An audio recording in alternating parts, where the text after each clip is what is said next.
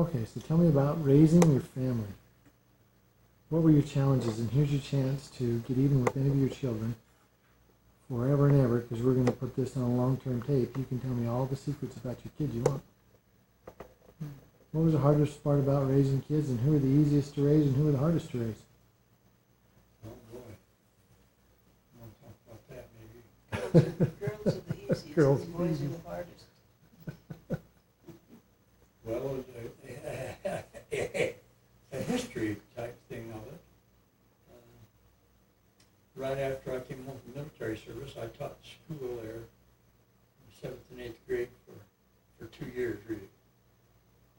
And during the first year, I remember telling Mr. Catmull, who was the principal, I may have to take a little time off. Here, we're expecting a baby. And he said, well, we can arrange that, he said, but I'll give you some good advice. He said, that's a good time to remember something else you have to do downtown. But anyway, Susan was born while I was still teaching school. And then our children came pretty well on a 2-year interval for a long time. And May had a big share of that's when Susan was about 6 months old. I was made bishop there. And May had a big share of the raising of the kids to do. She'd bring, eventually, I wasn't bishop all that time. And eventually she'd have 7 kids lined up there on the bench while I sat up on the front, you know. I remember particularly sitting up there once, and I'd talk to the kids about behaving in church. I could look down and see Ted just really raising Cain, talking and having a heck of a good time there. I kept giving him the sign, you know. Finally, one morning at the stands, I got up, went down, picked him under one arm and started for the door, and he was hollering, "No, Dad, no, Dad."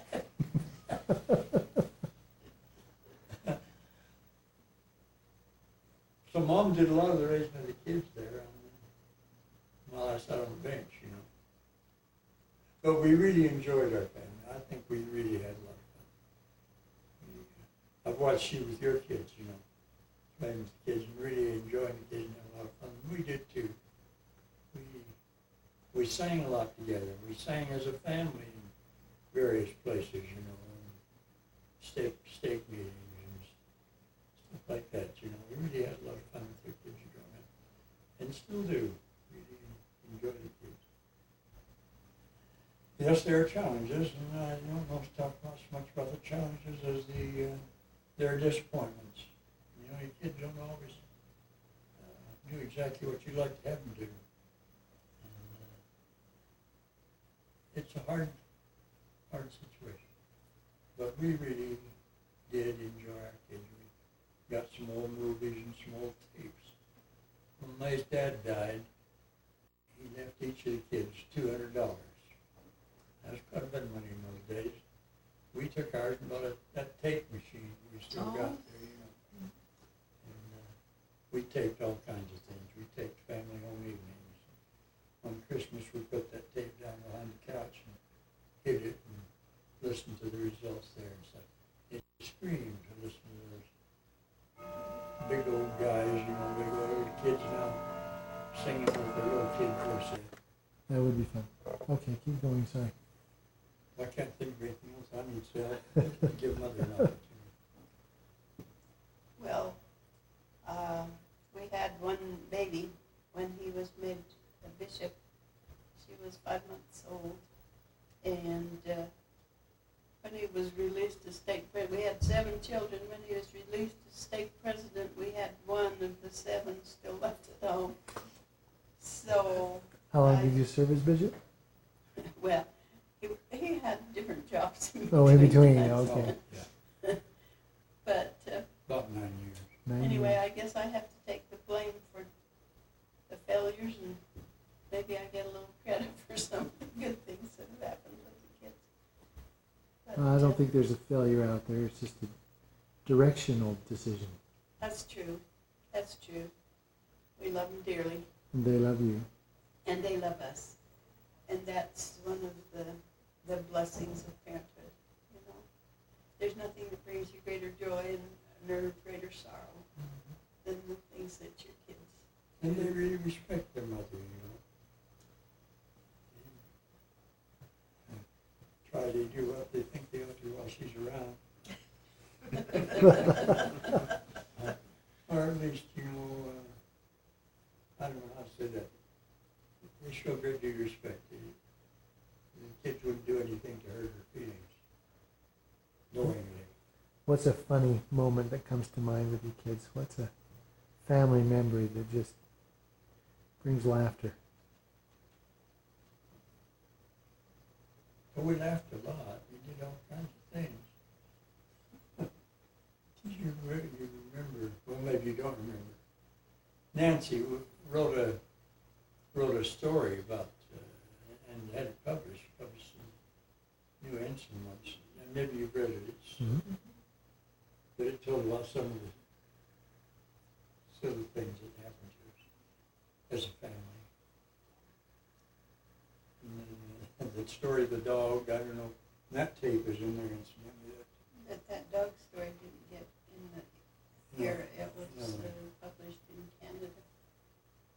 Well, we've got a tape that they made with the British Broadcasting Company when they put it on. But anyway, it tells about, she's made some fictitious characters, but it's all family stuff, you know, it's stuff she's taken from the family. I can't think of anything specific there that was funny. What about the note on the bathroom door when the general authority came? Oh. Oh, that old house. That's true, yeah. that's terrible. I had a plumber there that owed me some money, and so I got him to put in this one bathroom for us. I guess he was going to get even with me for it anyway. When I got down to figure out what the problem was, well, he's got the pipe slanting up instead of down a little bit coming out of the toilet. So it gave us trouble most of its life. And usually it shows the time when you had a general. Oh, this thing's flowed over. But anyway, Nancy had put this sign up on, right on the back of the toilet. It said, Flushing is something I just cannot do. You can go number one, but not number two. and it was funny experiences there with the church You're not authorities. going to tell all those. Yeah, I'm going to No, you're not. I'm going to tell this one. As the general authorities come, you know, wise person. You know, Father. trying to put on the dog quite a bit there for that. But mother was gone, and she was the hostess. And when we came and went to our regular Saturday meeting, conference meeting with the bishops and stuff like that, you know. Then come home, and he was to stay at our place and for the next meeting on Sunday. This happened to be Elder Marky Peterson. You remember him, or you remember who he was at least. Mm-hmm. Anyway, we came to the door, and Nancy or Patrice Patrice was met answering him at the door and said, Dad, I have to talk to you. Dad couldn't be bothered. She's the hostess. She was taking her mother's place. She was the hostess. She came to the door and said, Dad, need to talk to you. And said, well, God, be fine. Later, we'll take care of it. Yeah. No, I need to, Dad, I need to talk to you. I need to see you. Okay, it'll be all right, Patrice. It'll be okay soon. We went in the house and took Elder Peterson into his room, and there the bed, the slats on the bed had got out of place and fallen, and the mattresses had fallen right down on the floor. No, just one corner. Don't make it any worse. Sat down so it slanted like that. Elder Peterson. And this is Patrice's room that he was taking. Elder Peterson said, Patrice, do you always sleep in your bed that way? Well, exciting experiences with the general authorities. Who was the general authority when they found the note on the bathroom? I can't remember. It was there for his family more than anything. I imagine May made him take it down to the journal. Now, you tell your version of anything you want to. I'm not going to tell them She's anything. not going to tell me. We've used our 12 minutes. Well, you can take all the time you want. Oh, go ahead. Okay, we'll come back to you. Be thinking of some good stories. Okay, fire away. What's it like raising children? Remember, you have a witness here. And Yes, I can turn afraid this of- off. I can turn this off at any time. What can you remember that was amusing? This is not my tape. Only waking up in the morning in South Dakota and the basement's flooded and jumped out of bed into 6 inches of water. And didn't bother to come up and tell us because you were having too much fun. You were jumping off the bed into the water. Swimming. Yeah, it was more like a half an inch. It was just the water that condensed out of the atmosphere. No. This was the flood. Well, there was a flood, right? It came in through the basement door. They had, when they put that, we had a door to the outside of the basement, and they had a drain there, and they didn't make it a drain. The drain top was there. There was no drain. And we had torrential rain, 2 inches in a few minutes. And yeah, we had about that much water on the basement floor. And that's why Scott has an indoor pool today. Yeah. But they didn't come up and tell us, but when we got down there, one of them finally came up. When we got down here, they were bouncing on the bed and splashing in the water.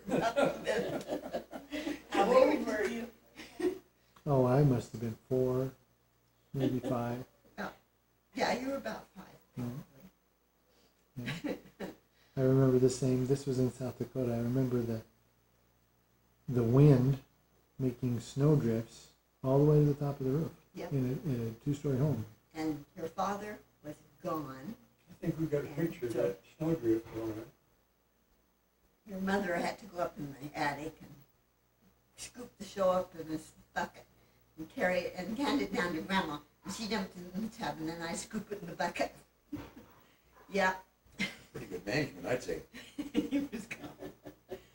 Oh, I thought raising kids were, but at times I thought, oh, this is torture. This is sheer torture. But for most part, when I stop back and think back on them, we really had an easy time raising our kids.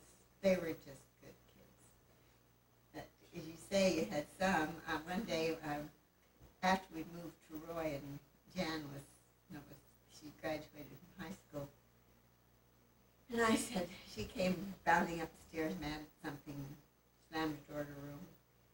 And I said, oh, I can't wait till she's 21 and leaves.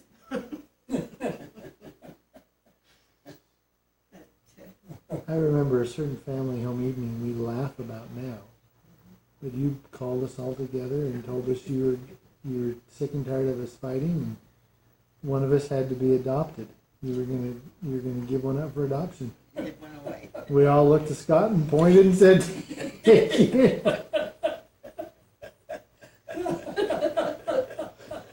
We laughed about it now, but there were some tears shed, and we were all upset. Yeah. We thought you were serious.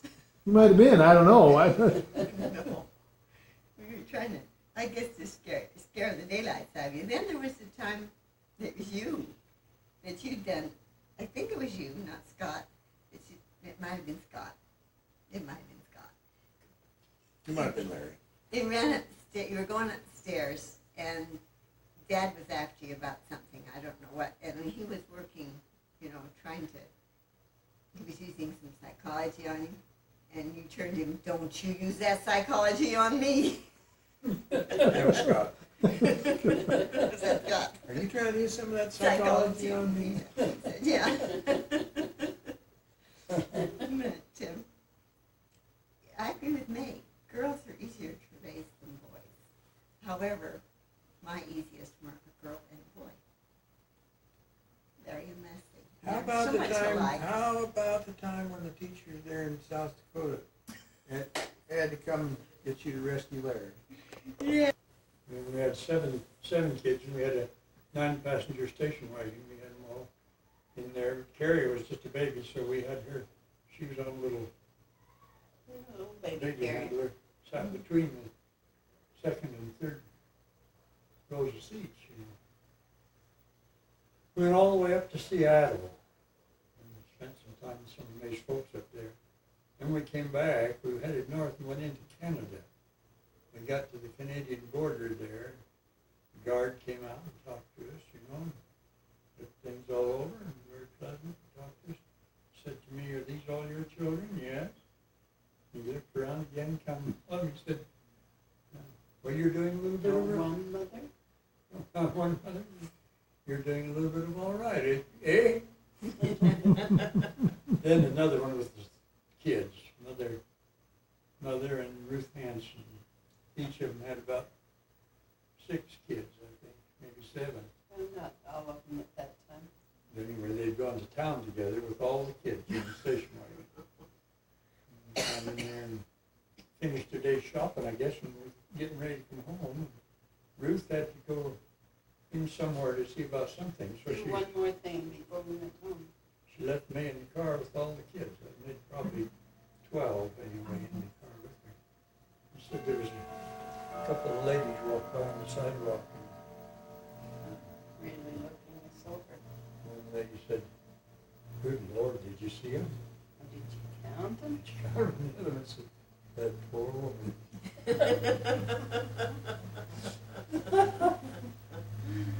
Holy shoot. Then you could tell them about the boat ride if you wanted to.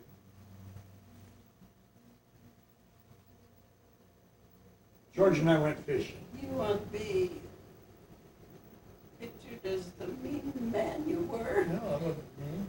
Lost me to go fishing. Yeah. George and I decided to go fishing. We had an old boat. I mean, if you remember the old wooden boat we had, it weighed about 5,000 pounds. Anyway, we dragged it out to the lake there, summer evening, and we took our families with us in the old station wagons. So I don't know, they were the wives again. Always took the keys out of the car and put them in his pocket. Well, Got in the boat and went out on the lake. And the mosquitoes were just so blasted thick, you couldn't roll the windows down. There we sat in the car with all those kids, and they didn't come back, and they didn't come back, and they didn't come back. Oh, Took really? keys with him, or we could have gone home. Well, until we had deserted him with him, we got out on the lake there, and we weren't catching anything anyway. Finally, it began to You get a should little... have caught hell when you got back. Sure, they were caught all day. Out there, finally began to get dusk, and we said, "Well, we better head for home, I guess." There's the poor women sitting back there suffering. Yeah. Anyway, I reached over on the outboard motor and pulled together that rope and pulling off, came the whole top. Fell right down in the bottom of the boat, and there was water in the bottom of the boat, and the screws came out and fell down in there. Kept getting darker and darker, and couldn't find the screws. George finally said, "Well, I'm a pretty good oarer." He said, "You got the oars?" And I said, "Well, you go ahead and oar then, and I'll see if I can find those screws and put that back together." So when we finally got it back together, ready to go, I looked, and he'd been rowing toward the North Shore. You were at the South Shore. They were on the South Shore. It was so dark, but then we couldn't find the little inlet that you car to get in there. So it took us a while. It was dark before we got in, and it was hot. Nice and cool in the boat. Yeah. But anyway, That's kind of adventures. That's it, kind of- that's our vacation. That's raising family. Larry. Any good vacation memories over here? Well, I remember one where you guys fought the Indians all the way through the Badlands. You were being a little ruckus and wild, and we stopped at the Badlands and looked around, and you know, it's very much all the same, so we just went on. But there were a lot of snakes in the roads, and what was the other one? Watch for falling rocks. Watch for falling rocks. Oh, And so falling rocks was an Indian chief, and the others was the snake, and they had to watch for those things. they sat there and watched and watched and watched and watched, and we were good for the rest of the trip to the Did you ever Badlands. see the chief falling rock? No, I've never seen Chief Falling Rock. Well, I think that was the same trip when we went over Beartooth Pass, wasn't Is that the one where we lost one of Scott's shoes, or? No, that was in Denver. it? Oh. That was no vacation. We went on Sunday afternoon ride. This one, we went over that pass that's between Yellowstone and Red Lodge, Montana.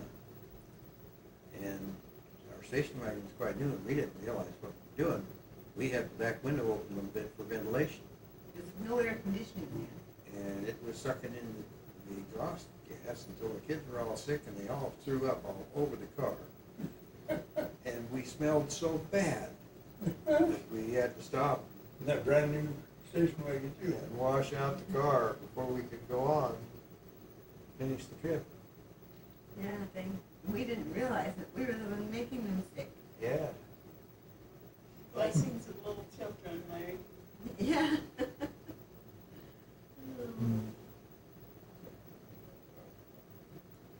Okay. What you call joy and rejoicing in your posterity. Yes. Well, we do have lots of cause to rejoice in spite of all the catastrophes that we remember. Yeah. Pretty darn good kids. I'm proud of mine. I'm proud of mine too. And it stopped I to think. think proud of yours. Boy, you start to think That's about right. it. Say, Grandma and Grandpa Adamson has quite a posterity when you stop to think about all of them that have gone on missions and married in the temple. Just good, upstanding citizens. Of course, I know any of them in jail. Yeah, we have Do you it. remember though one time, probably Thanksgiving time, your family was there, and our family was there at Grandma and Grandpa's. And Grandma was getting dinner, I guess. And you know how that house was the house you built there. Mhm. The kids could go in one door and out the other one, Run. They were all hollering, just having a good time, chasing one another around, killing Indians and everything like that, you know. All of a sudden, Grandma threw up her hands and hollered, "Ye gods, I can't stand it." We said, "I stand what?"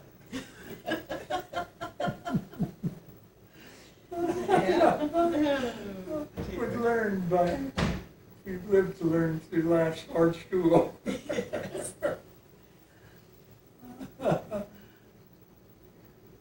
Same feeling now when all the grandkids come home. Yes. The feeling like I'm never going to do another Thanksgiving dinner. How many times have I said that? How many times has she gone ahead and done it? Yep. Probably going on 4. Oh, is that an announcement? 4. For Thanksgiving dinners? No, you're not invited.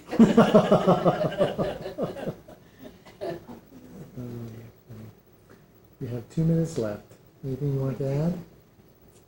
About your I'll family? tell you, we've learned a lot from our kids, too. You asked about faith promoting stories. One Christmas Eve, my family was having a party over at Grant, and one of the kids was sick, and Ted said, "Well, if you must go, go ahead, and I'll stay home with the sick one." And we started, and we hadn't got, maybe 4 miles from home, and the fog was just really thick. And Susan was not very big. Anyway, she was still standing, in the back seat. And she said, That's before the days you had them all strapped down. she said, "Mama, we should pray and ask Heavenly Father to make this fog go away." And I was just about to say, we don't bother Heavenly Father with every little thing like that, And we drove out of the fog, and she said, "I prayed." good lesson to me. And she's still teaching me. Yep. She, You had She one is kinda a like that, prize. when you were traveling with the motorhome, Mary. I think that was Scott's kids. Yeah, Yeah. Scott's kids, but you were driving, weren't you? I was driving, I had all our kids and Scott's kids, and motorhome died. We couldn't get a hold of anybody. Back then we didn't have cell phones. We were kind of, I don't know why, we were in the last behind everybody. We just, we didn't know what to do, so we're trying to, I guess we're going to get ready to go out on the street, and Scott's, I think it was Scott's oldest boy, Scott's His boy, only boy. His only one, yeah. See, said, let's pray. Let's kneel down and pray. So we did, and just as, pretty much as soon as we got up from our prayer cell, pulled over the road and stopped and helped us. You're right, we do learn from them. Out of the Susan mouth was- of babes, they say. Susan was most that way. I mean, anybody I ever known. The kids got to playing one day out. You remember the old pig houses we had out there? Kids got to playing, Susan and three other young next ones, I guess, kept playing out there, and something happened that the lock fell down in front of the door. And they were all locked inside. So while Susan did the praying, while she had the rest of them pounding. pounding on the door, On the trying to door. get somebody's attention. Sure enough, worked fine. Door, the door came open.